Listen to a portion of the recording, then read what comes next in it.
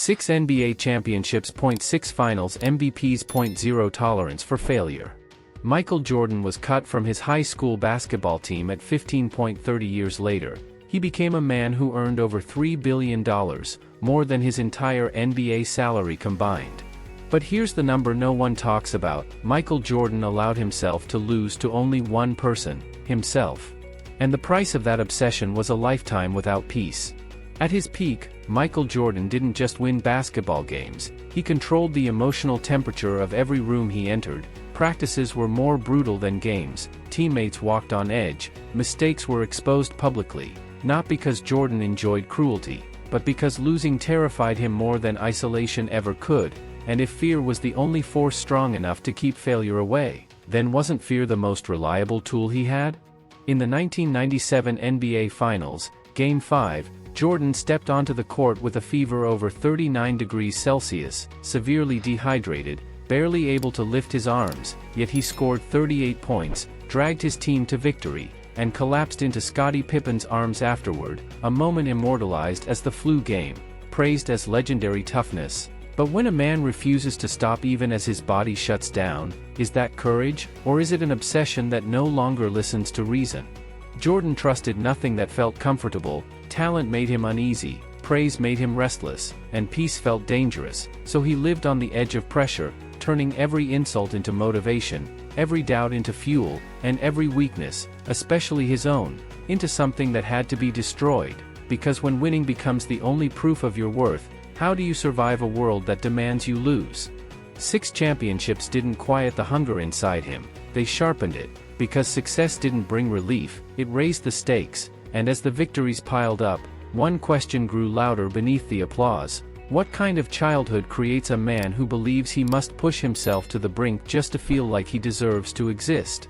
Before the world learned to call him the greatest, Michael Jordan was just a boy in Wilmington, North Carolina, growing up in a household where structure mattered, discipline was constant, and love was present but never unconditional, a place where effort was respected more than emotion, and character was shaped through expectations rather than comfort. So from early on, Jordan absorbed a quiet but powerful belief: approval had to be earned, and if achievement was the fastest path to recognition, why would he ever slow down? His father, James Jordan, believed in toughness, accountability, and hard lessons. He didn't celebrate potential, he demanded results, and while that environment built resilience, it also planted something far more fragile inside young Michael. Because when praise arrives only after performance, failure doesn't feel like a mistake, it feels like rejection. And how does a child separate who he is from what he produces?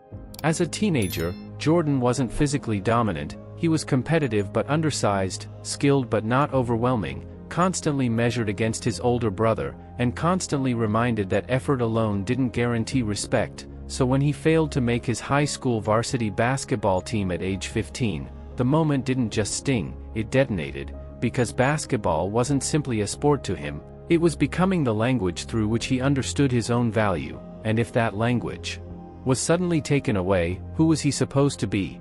That night, Jordan cried alone in his room, not out of self-pity, but out of panic, because for the first time, he was forced to confront a terrifying idea, that no matter how hard he tried, he might still not be enough. And rather than accept that uncertainty, he made a vow that would quietly guide the rest of his life: he would never allow someone else to decide his worth again. And if obsession was the cost of control, wasn't obsession better than helplessness? From that point forward, training stopped being preparation and became protection, practice turned into punishment, rest felt like weakness, and self-criticism became a constant companion. Because Jordan wasn't trying to be the best on the court, he was trying to outrun the memory of rejection, to silence the voice that said he could be overlooked. And if pain was the price of certainty, wasn't pain something he could learn to live with? Even as his skills improved and opportunities expanded, the foundation had already been set. Success no longer represented joy, it represented safety. Winning wasn't about celebration, it was about survival, and each victory temporarily quieted the fear that failure would strip him of identity again. But if confidence is built on fear rather than trust, does it ever truly stabilize? By the time Jordan reached bigger stages, he carried more than talent with him. He carried a belief system shaped by comparison, pressure, and conditional approval, a system where excellence was mandatory and vulnerability felt dangerous, because vulnerability reminded him too much of that teenage moment when he was told he wasn't ready, and if proving himself became a lifelong reflex, how could he ever learn to rest without feeling exposed? This was the invisible architecture beneath the highlights, the quiet force that pushed Jordan forward while slowly closing in around him, because greatness didn't emerge from confidence alone, it emerged from a refusal to ever feel small again, and as the world prepared to celebrate the competitor he was becoming, one question remained unanswered: what happens when a man builds his entire identity on never losing, and the world eventually asks him to fail? When Michael Jordan arrived at the University of North Carolina, he finally stepped onto a stage large enough to test the vow he made as a teenager, because this was no longer about proving high school coaches wrong, this was about surviving among the best, and when he hit the championship-winning shot as a freshman, the crowd exploded, the cameras locked in, and a new belief quietly took root inside him. Maybe pressure wasn't something to fear, maybe pressure was where he belonged, but what happens when the moment that makes you famous also teaches you that you are only valued when you deliver? The NBA welcomed Jordan with applause, endorsements, and instant attention, but the league did not hand him victories. Chicago was a struggling franchise, defenses were brutal, and night after night he scored effortlessly while his team kept losing, forcing him to learn an uncomfortable truth early: greatness does not protect you from frustration, it amplifies it. And when your talent shines brighter than everyone else's but the scoreboard keeps telling you that it's not enough, how long before confidence turns into anger?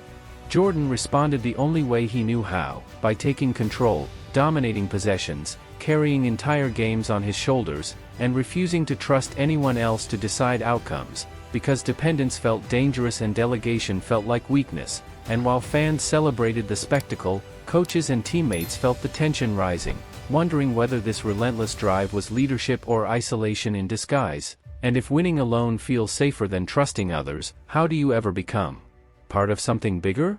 Then came Detroit, the Pistons, and a lesson Jordan could not outscore, because they didn't just defend him, they hunted him, hitting him mid-air, knocking him to the floor, bruising his body and testing his will, night after night, season after season, forcing him to confront a brutal reality: talent alone would not survive this league, and if skill was no longer enough, what else would he have to sacrifice to keep moving forward? The losses stacked up, the criticism grew louder, and Jordan faced a choice that would define the rest of his career: continue relying on natural brilliance and accept the ceiling it imposed, or reshape himself entirely, body and mind, to match the violence of the competition. And when he chose the weight room, chose pain, chose to rebuild himself from the inside out, wasn't that the moment his obsession truly crossed the line from ambition into necessity? As his body transformed, so did his mindset. Jordan stopped seeing teammates as partners and began seeing them as standards to be enforced. Practices became battlegrounds, words became weapons, and excellence became non-negotiable, because in his mind, anything less invited the chaos of losing back into his life. And if fear was what kept everyone sharp, wasn't fear a small price to pay for control? This was the beginning of the Jordan everyone would later mythologize: the relentless competitor, the unforgiving leader, the man who demanded more than anyone thought reasonable. But behind the highlights and scoring titles was a quieter transformation. Jordan was no longer chasing approval, he was chasing certainty. The certainty that if he pushed hard enough, worked long enough, demanded more than anyone else dared, then failure would have no place to hide. But when perfection becomes your only safe ground, where do you stand when you inevitably slip? By the time the league started to adjust, by the time defenses changed and expectations shifted, Jordan had already committed fully to his path, a path built not on balance but on extremes, not on comfort but on constant tension. And as his legend slowly began to form, so did the invisible cost, because the higher he climbed, the fewer people could stand beside him. And if greatness isolates you from the very world you're trying to conquer, how long can you survive at the top before the silence catches up? At the height of his powers, Michael Jordan didn't just become the face of basketball, he became the standard by which excellence itself was measured. Championships stacked up, trophies followed, arenas filled wherever he went, and the world finally gave him what he had chased since adolescence: undeniable proof that he was enough. But when validation arrives in the loudest possible way, does it silence doubt? Or does it simply raise the volume of what you're expected to protect? With 6 NBA championships and 6 finals MVPs, Jordan ruled an era, not as a collaborator but as a force of will, every possession bent to his authority, every game shaped by his presence, and while fans saw dominance, those closest to him felt something colder, a constant pressure to meet standards that never softened, because Jordan didn't lead by reassurance, he led by demand, believing that comfort was the first step toward complacency, and if fear kept everyone sharp, wasn't fear simply another tool in the pursuit of perfection? The Chicago Bulls didn't just win, they imposed, opponents entered games already defeated by reputation, teammates measured their worth against Jordan's glare, and practices became psychological tests designed to reveal weakness before the playoffs could, because Jordan believed pressure exposed truth, and if the truth couldn't survive training, how could it survive the finals? As his fame expanded beyond basketball, endorsements poured in, Air Jordan became a global symbol, and Michael Jordan transformed from athlete into brand, his image everywhere, his influence unmatched, but behind the commercial success was a man who never fully trusted applause, because praise felt temporary, and admiration felt conditional, so if the world was cheering today, what would happen tomorrow if he stopped delivering? Each championship brought celebration, but also escalation, expectations climbed higher, margin for error shrank, and the cost of losing grew heavier, because Jordan wasn't just playing for himself anymore, he was carrying a franchise, a league, and a mythology that demanded constant reinforcement, and when greatness becomes an obligation rather than a pursuit, does it still belong to you? Inside the locker room, victories didn't ease the tension, they intensified it. Jordan pushed harder after wins than after losses, criticized sharper, demanded more precision, because success didn't calm his fear of falling, it sharpened it, and if staying on top required never relaxing, how long could anyone maintain that edge without cutting themselves in the process? The 1991 championship marked a turning point, not just professionally but psychologically. Jordan had finally proven he could win at the highest level, but instead of relief, he felt responsibility, because now there were no excuses left, no ceilings to blame, only the expectation that he would keep delivering forever, and when achievement stops feeling like progress and starts feeling like maintenance, where does motivation come from? As the championships accumulated, Jordan's public image solidified into something almost mythic, clutch shots, iconic moments, flawless endings, but myths leave little room for humanity, and the more perfect his legacy appeared, the less space he had to fail, to rest, or to show doubt, because perfection, once established, demands constant defense, and if you are always defending your greatness, when do you get to simply exist? By the mid-1990s, Jordan had reached a place few ever touch, complete dominance, global recognition, and total control over his craft, yet the paradox remained unresolved, because the higher he climbed, the more isolated he became, and the quieter it felt at the top, with fewer voices he trusted and fewer places where he could let his guard down. And if success costs you connection, is it still a victory? The world saw Michael Jordan at his peak and assumed fulfillment naturally followed, but inside, the hunger never faded, the pressure never lifted, and the fear of losing what he had built remained constant, because when your identity is fused to winning, stopping feels like disappearance, and as the applause continued and the trophies multiplied, one question lingered beneath the celebration. How long can a man live under the weight of being invincible before something inside him begins to crack? At the exact moment when Michael Jordan seemed untouchable, when championships felt routine and dominance felt permanent, life delivered a blow basketball could not absorb, because in the summer of 1993, his father, James Jordan, was murdered, violently and senselessly, and the man who had shaped his discipline, his competitiveness, and his understanding of worth was suddenly gone, leaving Jordan face to face with a loss that no amount of winning could undo. So when the one person he never had to prove himself to disappeared, who was he supposed to play for now? The public saw strength, composure, professionalism, but privately, Jordan unraveled, not in chaos, but in silence, because grief did not fit into the version of greatness he had built, and vulnerability felt dangerous to a man whose identity relied on control. So instead of collapsing outwardly, he collapsed inwardly, carrying the pain alone, retreating into himself, and asking a question he had never needed to ask before. If winning was how he honored his father, what happened when winning no longer felt like enough? Basketball had always been his refuge, the place where effort produced results and pressure produced clarity, but now the game felt hollow, every victory echoing without meaning, every cheer reminding him of the absence he could not fill, and when the thing that once gave you purpose begins to feel empty, how long can you keep pretending it still works? In October 1993, at the peak of his powers, Michael Jordan walked away from basketball, shocking the world, not because he was tired of winning, but because winning could no longer protect him from pain, and when he announced his retirement, many called it mysterious, some called it reckless, but very few understood the truth. Jordan wasn't quitting the game, he was running out of places to hide, and if dominance no longer silenced the noise inside, what else was left to try? Baseball became the escape, not because he loved it, but because it connected him to his father, because it offered structure without expectation, and because failure there felt safer than failure in the arena where he had built his entire identity. Yet the experiment exposed a brutal reality: Jordan was no longer special, no longer feared, no longer protected by reputation. And when a man used to control suddenly becomes ordinary, how does he cope with being seen as human?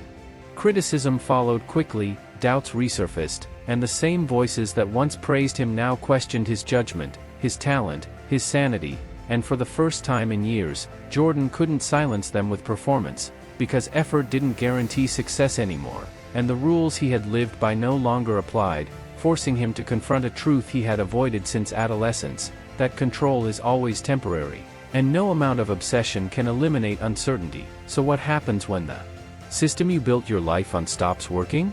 Away from basketball, the isolation deepened, the routines disappeared, and the familiar rhythm of preparation and competition vanished, leaving long stretches of quiet where there was nothing to prove and no opponent to defeat, only thoughts that had been drowned out by constant pressure. And if you have spent your entire life defining yourself through struggle, who are you when the struggle is gone? This was the beginning of Jordan's true crisis, not physical, not competitive, but existential, because without the game to validate him, he was forced to sit with grief, doubt, and an identity that suddenly felt fragile. And as the world debated his legacy and speculated about his future, one question haunted him more than any defender ever had: if he stopped chasing greatness, would there be anything left of him at all?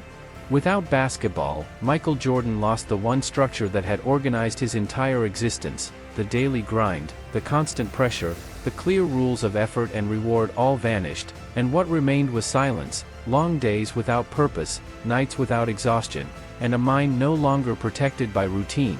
Because when your whole life has been defined by chasing the next challenge, what happens when there is nothing left to chase?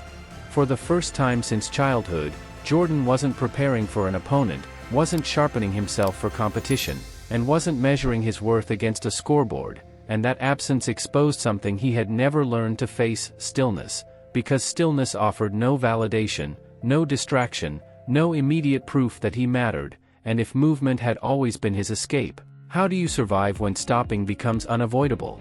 Baseball did not save him from that emptiness, it only revealed it more clearly, because in basketball he was feared, in baseball he was ordinary, struggling, replaceable, and the contrast was brutal. Every strikeout felt louder than any missed shot ever had, every failure lingered longer, and without dominance to fall back on, Jordan was forced to confront an unfamiliar emotion: irrelevance. And if your identity is built on being exceptional, how do you tolerate becoming average? Away from arenas and cameras, the habits that once fueled his greatness began to turn inward. Competitiveness without direction became restlessness, discipline without reward became resentment, and the obsession that once drove him forward now circled endlessly inside his head, because obsession needs an outlet, and when there is nowhere to release it, it starts consuming the person who carries it. So how do you silence a hunger that no longer knows what it's feeding on? Grief deepened in that quiet, not just for his father, but for the version of himself that existed before the loss, before retirement, before doubt crept in, because basketball had allowed him to postpone grief by staying busy. But now there was nowhere left to hide, and each day without competition forced him to sit with emotions he had trained himself to outrun. And if pain has been avoided for decades, what happens when it finally catches up? Jordan had always believed control was the answer to uncertainty, that if he worked harder than everyone else, demanded more than everyone else, and pushed himself further than everyone else, then life would eventually bend in his favor, but now control slipped through his fingers. No amount of effort could bring his father back, no amount of discipline could restore meaning to empty victories, and no amount of willpower could explain who he was without the game. So when control fails, what does a man who built everything on control turn to? This was the lowest point, not because Jordan was weak, but because he was exposed, stripped of the armor that competition provided, left alone with questions he had never needed to answer. Was he valuable without winning? Was he respected without fear? Was he anyone without basketball? And as the silence stretched on and the world slowly moved forward without him, one final question pressed heavier than all the rest. If greatness is the only language you've ever spoken, how do you survive in a life that no longer speaks it back? The turning point for Michael Jordan did not arrive with a sudden burst of confidence or a dramatic announcement. It began quietly, almost reluctantly, with a realization that unsettled him. The emptiness was not fading, and time alone was not healing it, because without basketball, the questions only grew louder, and if stepping away had not brought peace, what was he supposed to do next?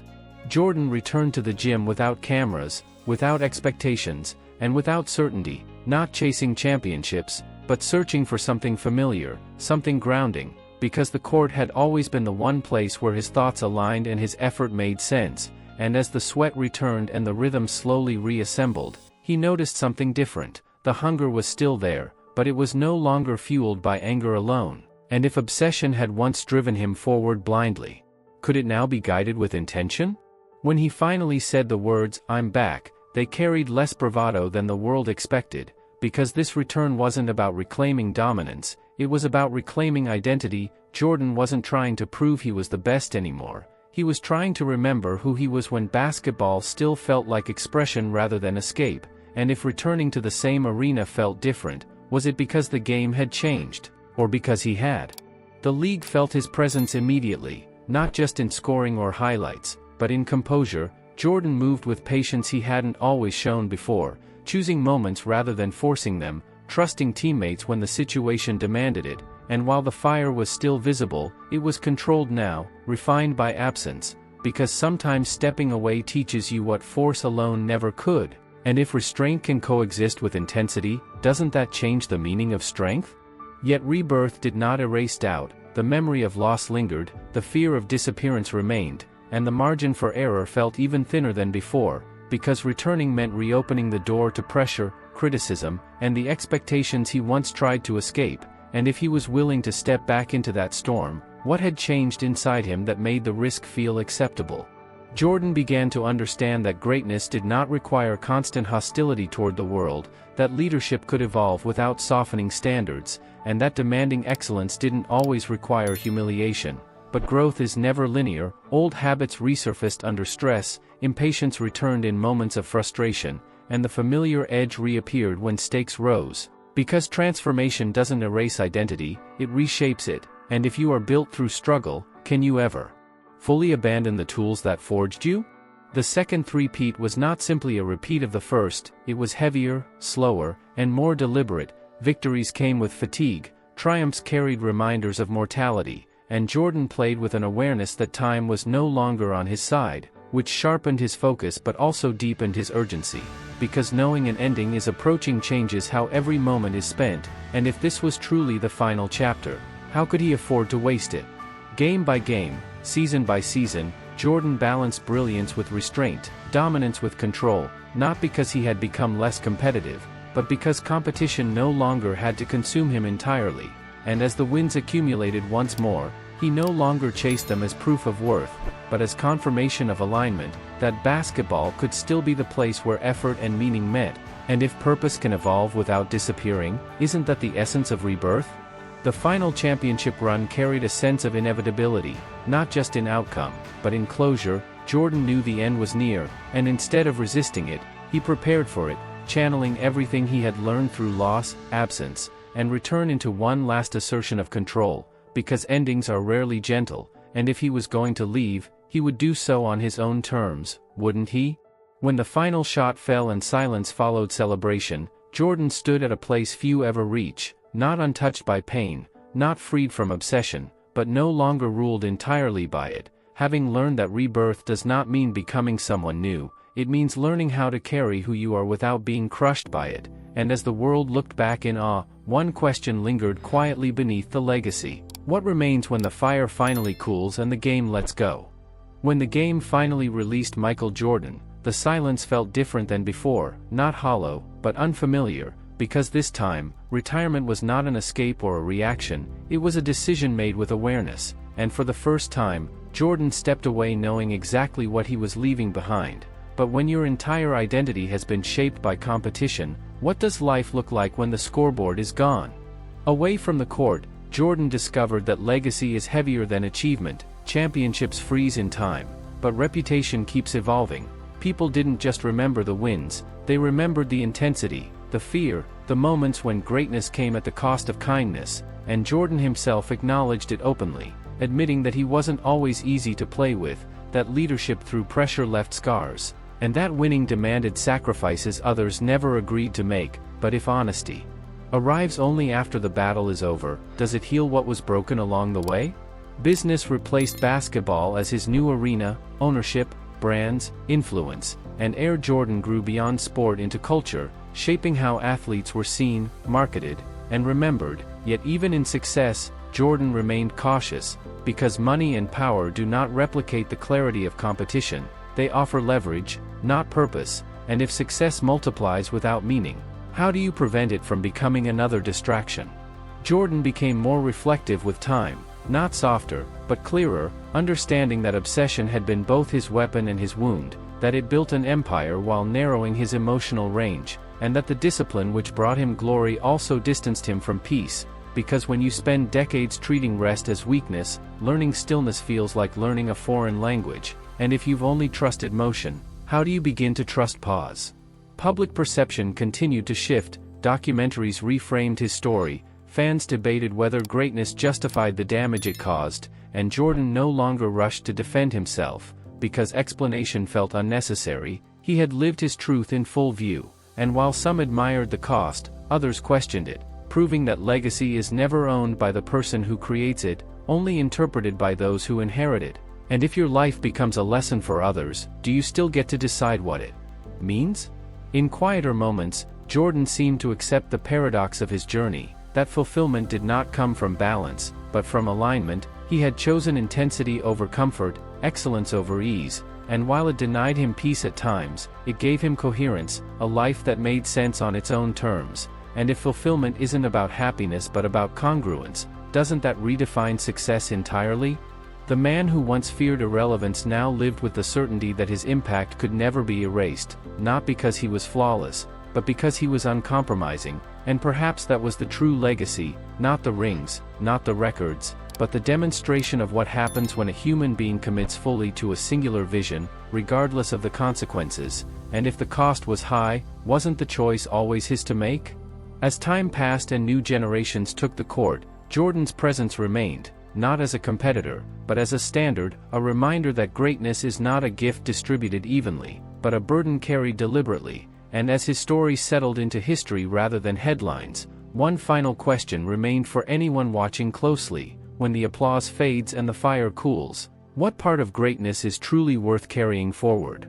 In the end, Michael Jordan was never chasing trophies, records, or even victory itself. He was chasing certainty, the certainty that he mattered, that he could not be ignored, that he would never again feel small, and basketball became the language through which he proved that truth to himself again and again, until the proof turned into a prison he could no longer step outside of.